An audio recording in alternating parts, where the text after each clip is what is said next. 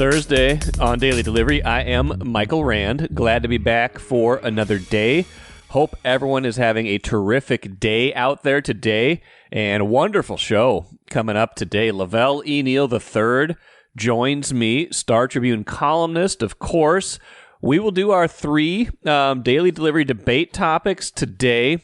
Lots of good ones there. On the Twins, a team I'll get to in a minute here, on the Vikings, and on the NFL as a whole. Twins question's a good one. I'll get to that, like I said, in a minute. Vikings question, would you rather, no matter what the money was right now, if the money was equal, would you rather have Sam Darnold or Kirk Cousins as your quarterback right now for this season? And the NFL question, which rookie quarterback in the NFL this season is going to finish with the most touchdown passes? None of them have any through 2 games. 3 of them haven't played. 3 of them have played. Don't know which one is more troubling. So that we'll get into in a little bit.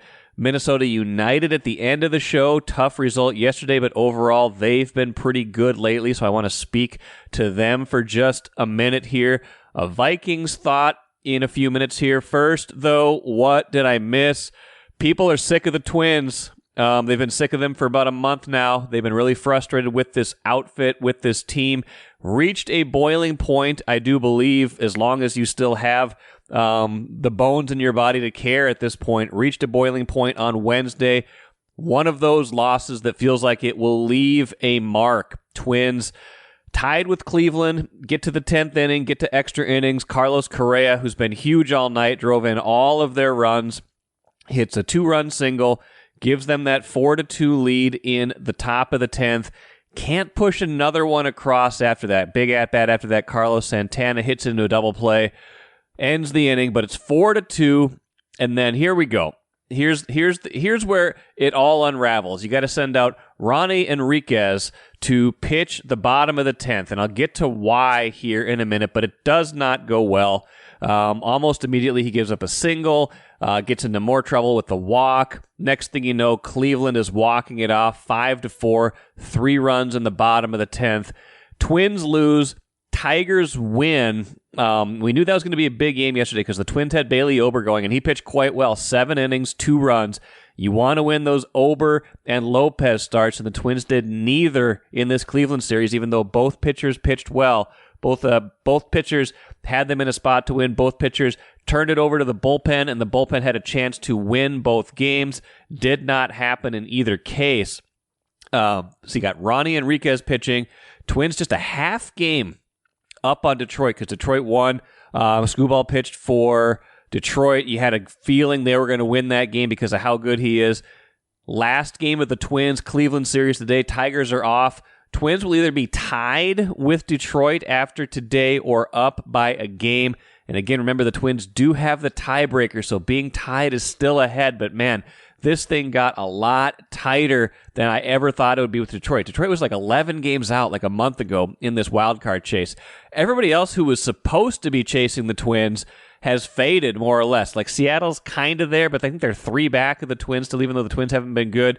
Red Sox are 4 back, and of course the Twins do go to Boston next, so that's still not decided. But you know, the teams the Twins are going to play down the stretch: Boston, after today, after they finish the Cleveland series, Boston, the Marlins, and then Baltimore. None of those teams have been going really well lately, so still an opportunity. But right here, right now, a half game up on Detroit for that final wild card spot. Only a game and a half behind Kansas City, so that's still a possibility if both the Twins and Tigers manage to play well down the stretch, but Kansas City fades. But here is how we got here. The seeds for Wednesday's blown lead were planted a long time ago, depending on how far you want to go back. How far do you want to go back? Because this is something Lavelle and I talked about in terms of who gets the blame if the Twins miss the playoffs this season.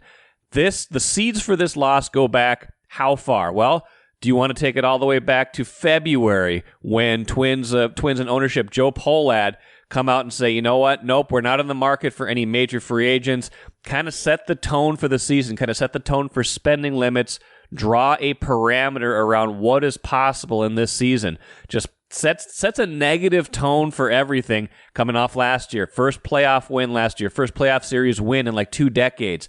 It's just negative from the start. You can understand already they're pinching pennies. Already you don't know exactly how good this team is going to be. Are the seeds planted at the trade deadline when they don't do anything major? They don't do anything significant. The one pitcher they do add is terrible. He ends up getting released 3 weeks later. They don't do anything. Derek Falvey could have made at least some more marginal upgrades to the bullpen in particular at the trade line, but he didn't. Were the seeds planted when Brock Stewart and Justin Topa got injured? I don't know. You got to look at injuries too. You got to be fair in terms of saying, hey, they don't have all the pitchers they would hope they would have right now. Were they planted when Jorge Alcala suddenly couldn't get guys out? That was like a month ago, and that was really the start of how this all started going downhill. Remember, they were 70-53 on the verge of sweeping the Rangers when Alcala had that blow-up game. Next thing you know, they lose that game. They haven't been the same since. Alcala DFA'd a couple days ago in favor of Cole Irvin, a guy that the Baltimore Orioles, who are slumping themselves as they head towards the playoffs, got rid of. Was it planted then? Or, if we're going to be more immediate, was it planted Monday when they had to go to the bullpen, when Griffin Jacks, because they don't trust enough guys in the bullpen, that they had to ask Griffin Jacks to pitch into a second inning? He threw 21 pitches in that game and ends up taking the loss in that game when he gives up a 2-run homer. They were up 3-0 in that game, couldn't tack on to the lead. So was the seed planted then when they couldn't make a 3-0 lead a 4, 5, 6, 7-0 lead? So they didn't have to use Griffin Jacks in that game, but they do use Griffin Jacks in that game. Ends up throwing 21 pitches. Then fast forward to Tuesday's game, the game they actually won. They get almost 5 innings from Zebby Matthews, which is a long start for Zebby Matthews. That's a lot of work for a rookie Zebby Matthews. But in that game, they have to use Griffin Jacks again. They had to use Duran for 30 pitches in that game. They had to use Griffin Jacks to finish that game off because that game was sitting there for the taking. Made the right moves in that game, but that basically depletes you, right? It gets you to this spot where in this game Wednesday, Duran can pitch, but they only use him for an inning because he's already pitched, 30 pitches the night before. He can't get extended to another inning. This guy throws 100+ miles an hour, ungodly breaking stuff. You don't want him throwing multiple innings, multiple games in a row. Griffin Jacks has pitched 2 nights in a row. He threw 21 pitches 2 days ago. He's not available. You're not going to use Griffin Jacks in that game. You've already used Louis Varland in this game. Cole Sands has pitched a whole bunch. So all of a sudden, you're looking down there like, who am I going to throw in this absolutely critical moment, in this must-win game? You're up 2 in the 10th inning. Ronnie Enriquez, who by and large has gotten good numbers this year, but is not a strikeout pitcher, has not pitched in a ton of high leverage situations. It goes south, just demonstrating how much this team would just one more relief pitcher that you trust, one more way to spread out the 7th, 8th, and 9th innings. But you're using 3 rookies in the rotation right now. You don't trust any of them right now, probably. Or you don't trust any of them to go deeper than 4 or 5 innings. So you're trying to get 12, 15 outs a night in those starts from those guys. No, by the way, Simeon Woods Richardson pitches the finale today. He has been bad lately. He is hitting a wall. How much are you going to be able to get out of him today? Are you going to have to ask for another 12 or 15 outs from the bullpen to get through this game? What is the plan? So anyway, the seeds have been planted. The seeds were planted a long time ago, or they were planted a couple days ago. Whatever it was, that is how that game turned out. All I know is this: Twins fans are tired of it. They are very negative about this. I posed the question, who do you blame? Lavelle and I will get to that in a minute. Everybody, almost everybody, overwhelmingly ownership. It's on ownership for setting those spending parameters, for setting those guidelines, for setting a tone so early in the season. They're saying, hey, look, Falvey's only following orders. The Twins players and management, on-field management by and large has overachieved based on what they've been given. I tend to agree with that, although I put the blame on the players because they got this far. You get to the last month and you can't get this to the finish line with nobody really chasing you of any consequence. Yeah, Detroit got hot, but if you'd gone 500 over the last month, Detroit wouldn't be a factor right now. Nobody would be a factor right now if the Twins had even played marginally better baseball. That's on the players. So I put this on the players. Big picture, I think there's a lot more blame to go around. I think everybody gets a piece of the blame. Even Rocco lately, some of his moves have been suspect, but by and large, I blame it on the players. Lavelle and I will talk about that more here in just a minute, but People are tired of it. Twins fans are sick of this, and I don't blame them. Let's talk Vikings for a moment before I bring Velle E. Neal III in. Had a chance to go out to Vikings Access on Wednesday. Listen to the Access Vikings podcast, by the way. And, Andrew Kramer did a good job reminding me at the end of that show, leave a review, leave a rating on the Access Vikings podcast, leave a review, leave a rating on this podcast. Only helps with, boosting these things up, things like that. So if you haven't done it before, hey, maybe even if you have before, give it a rating, give it a review. It can only help the ball club, as they say in Bull Durham, a movie I probably unintentionally and intentionally quote way too often. But I was out at Vikings on Wednesday, out at the facility. Kevin O'Connell talking a lot about kind of the connections between the Vikings and Texans. These teams both 2-0. Huge game coming up Sunday. Lots of former players on both teams. Stephon Diggs, Danielle Hunter, Chris Boyd, Cam Akers, all on the Texans right now. Of course, Diggs and Hunter, the big ones. Jonathan Grenard, Blake Cashman, Shaq Griffin, all those guys that used to be Texans now playing prominent roles for the Vikings. I had a chance to ask O'Connell kind of what that means in the context of this game. I thought his answer was interesting. Let me run that back right now. Whether it's JG, Cash, Shaq, we've got guys that have been there. I think there's going to be 5, maybe 6 guys that I've personally coached that are on that football team, maybe more considering my coach journey.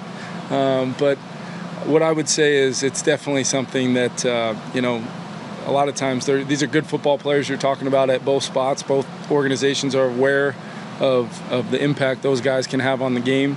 And then what I think is the coolest part is just seeing the growth, the fit in the new destination. Danielle, Chris Boyd, some of these players that are thriving under D'Amico and the Texans. And then I'd like to think that JG, Cash and Shaq are doing the same things here. So it obviously is a part of it. We talked a lot about Sam last week with his year with the Niners. It's a part of it, but in the end, you just got to go play, and every snap is its own, and how many of them can you go win, regardless of whether you've played for the Texans or the Vikings or whatever it's been.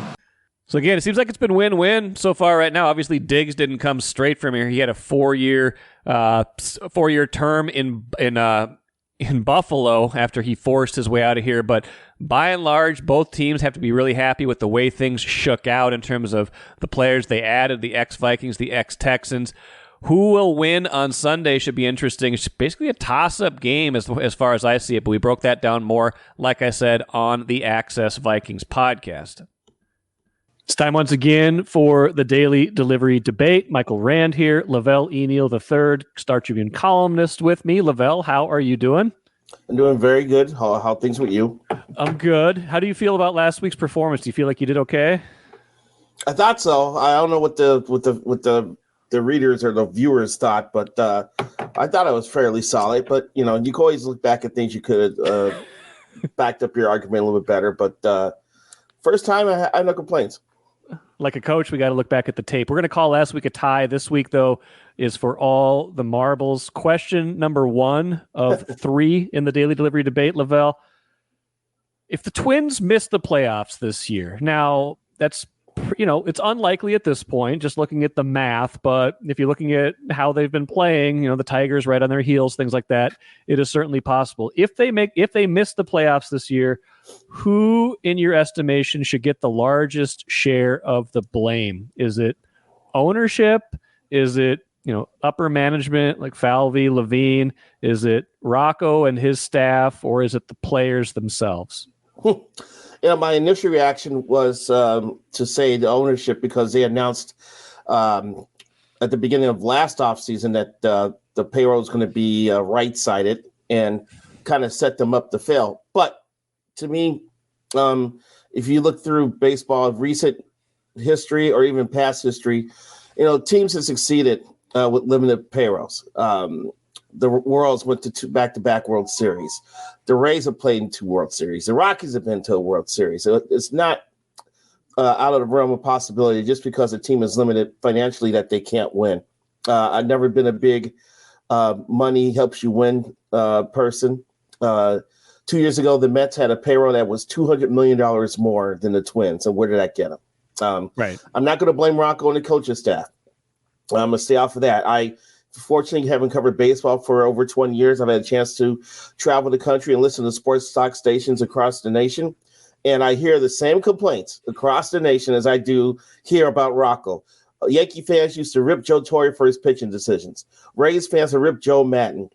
Angels fans found problems with Mike Solskjaer during their heyday. So I've heard this time and time again.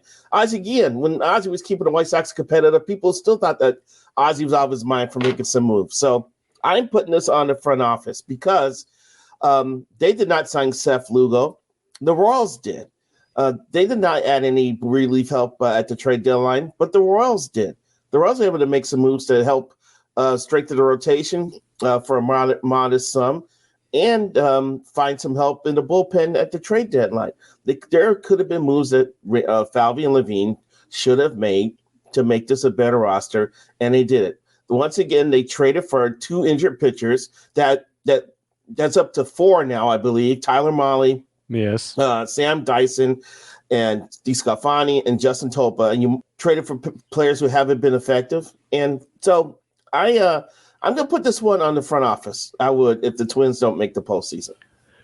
I think that's fair. I'm not necessarily inclined to vehemently disagree with that. I do wonder, like you said, how much what the front office has done goes hand in hand with the payroll constraints that were put on them, right? Like you weren't going to replace $25 million of Sonny Gray with equivalent pitching because, Pohlad came right out and said, in February, whenever it was, like, hey, I think we're kind of good right here. You had all the uncertainty with the RSNs or the regional sports network and what, how much money you're going to get from that. There was this kind of like focus on, hey, let's build up what we have internally, stuff like that. So I think they were hamstrung. I do think you make a good point that they, even within those constraints, that Derek Falvey could have done more, especially at the trade deadline when it was obvious that, hey, this team is maybe overachieving to this point. They've got a chance to make the postseason. The only guy they add ends up being a guy that is a disaster, and they lose 3 weeks later. They just cut him. They get rid of him. So I like that. I think ultimately, though, when a season goes in the tank like it has, it's not all the way there yet. This is all hypothetical. If they make it still, there'll still be blame to go around, but it'll be much softer blame. It'll be a reevaluation more than it will be a blame game. I'm going to put this on the players if this doesn't get to the finish line because, yes, they are limited. Yes, they don't have exactly who they would want right now, but you had Buxton out for a month, Correa out for 2 months. I don't understand what quite took so long with those guys, that they've had too much underperformance in the last month. So I would put this on the players. They overachieved, maybe set themselves up for higher expectations than were reasonable. But if you go, what are they, like 10-18, 9-18 in their last month or so? If that continues with a 3-8 or 4-7 finish and they miss the playoffs, I think you got to put it on them. Well, based on bang for the buck, their 2 best players have been Willie Castro and Carlos Santana this year. That leads some fuel to your argument there that they haven't gotten done. But at the same time, they've had a lot of, in the last 2 years, 2-3 years, they've had a lot of guys make their major league debut, and they've had to deal with the ups and downs. Julian was a revelation last year. He's been disappointing this year. Warner was great last year, got off to a horrible start, then he's right at the ship. Miranda and Larnick, up and down. They've had to deal with those machinations with individuals, but from a talent standpoint, the Twins went into the season as the most talented roster in the division, but the record does not reflect that. You said Rocco doesn't get your ire. I thought he was having a great managing year, and some of this is results-based, right? Like when they win, you're like, oh, man, what a good decision. When they lose, you're like, why did he do that? So much of this is results-driven versus process-driven. But I do think he left himself open to the skeptics over the last month with a few of those things, taking Ober out of that one game. Again, you can't predict when Jorge Alcala is going to have a blow-up like he did. You can't predict some things, but if you play with fire, you pitch Okert in a big situation and that ends up backfiring. I do think he could have managed, albeit a limited pitching staff, he could have managed it a little bit better in the last month. I think so. I think a little bit as well. Twice taking Ober out was disastrous. The Kansas City game and then the Grand Slam game when Ely De La Cruz planted one in right field. Yeah, it's unfortunate, and I will say this, though. Rocco's had to kind of whack-a-mole with the bullpen here, trying to find which relievers to kind of push to the back and which relievers he can use when he's tied or ahead of games. And it's very limited. Griffin Jackson's like his one guy who you could trust, in the eighth inning to be a setup guy. Cole Stanza's improved. But, before, other than that, Henriquez is unproven. Thielbar's been up and down. They didn't have another lefty until they picked up the kid from Baltimore the other day. So it hasn't been structured. The structure has been unstable since the beginning of the year because Topa hasn't been able to throw a pitch.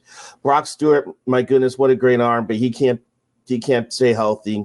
So it's really hard to do if for a manager to manage games when you're trying to figure out what pitcher you can plug in at the right time. Daily delivery debate topic number 2. And by the way, when I texted you these on Tuesday, you replied, "These are all to bait me." You thought I was just like intentionally like pulling you into an argument you didn't want to have.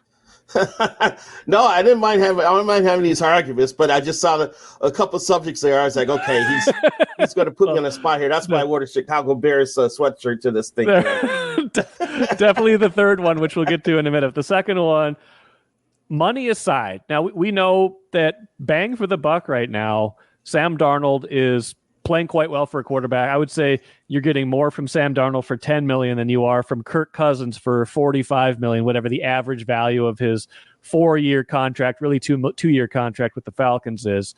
That said, flat out, and I get that Monday night was better for Kirk. He played the role of the hero, even though Philadelphia gifted him that opportunity, both with their boneheaded decisions and their awful prevent defense. Right now, money aside, would you rather have, on the Vikings, would you rather have Sam Darnold or Kirk Cousins quarterbacking you this season? Now, does that mean going into the future with these two or just at the present? Let's just this season. How about just this season? What Kevin O'Connell has done with Sam Darnold is very impressive. He looks like a more capable quarterback through the first 2 games of the season.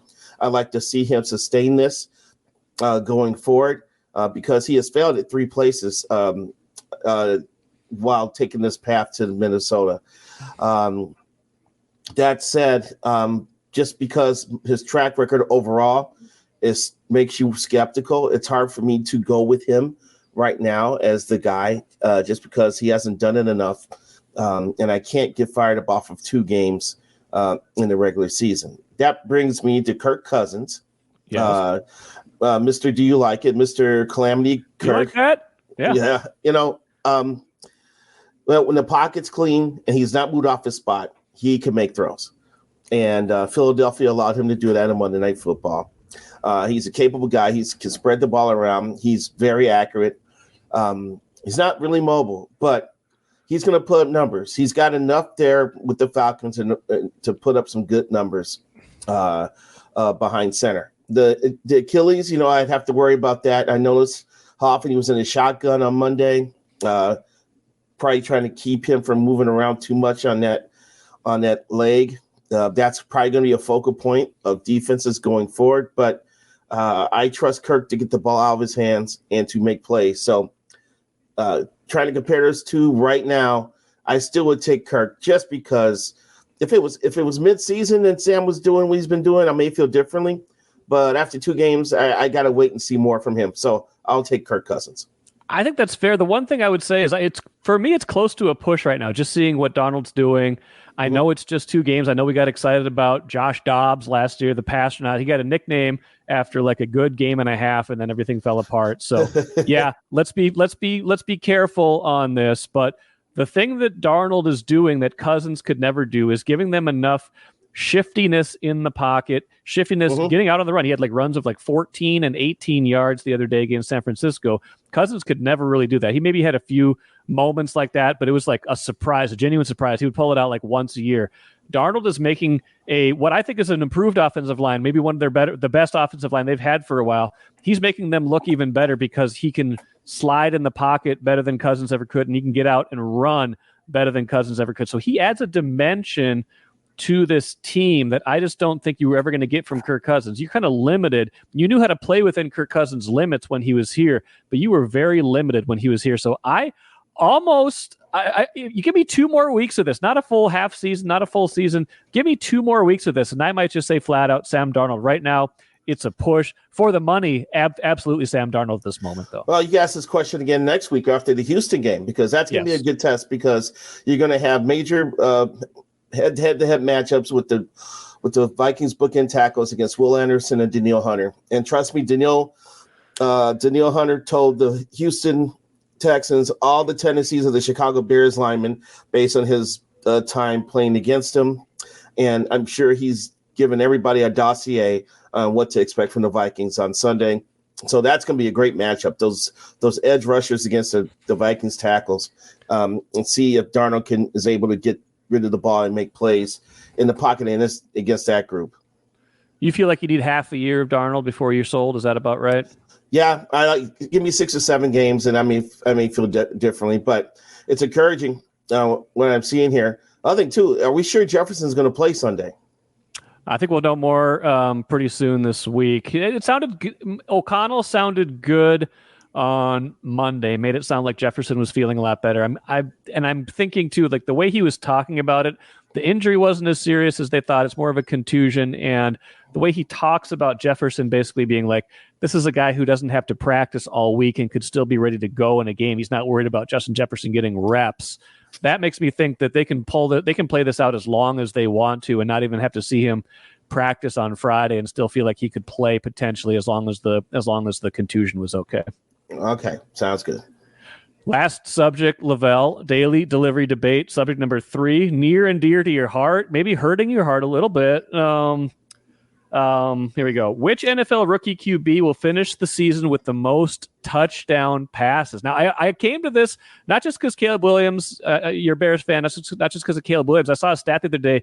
No rookie quarterback has thrown a touchdown pass yet this season. Now, of course, McCarthy out for the year with the injury with the Vikings. Drake May hasn't played yet, and Penix hasn't played yet, but Bo Nix has been playing. Caleb Williams certainly has been playing. Jaden Daniels has been playing. All 3 of them, no touchdown passes through 2 games. Who among them, or even a guy who hasn't even played yet, maybe a guy like Drake May when he gets his chance, who among them will finish the year with the most touchdown passes? Whoever gets the first one. I don't know. It better not be a race to 1, or people are going to be pretty upset about the way this turned out. Yeah, it's funny because when I saw that question, I started doing research. I was like, I know my guy doesn't have any touchdown passes. So let's see here. Well, Bo Nix hasn't thrown any. Well, Jaden Daniels hasn't thrown one either.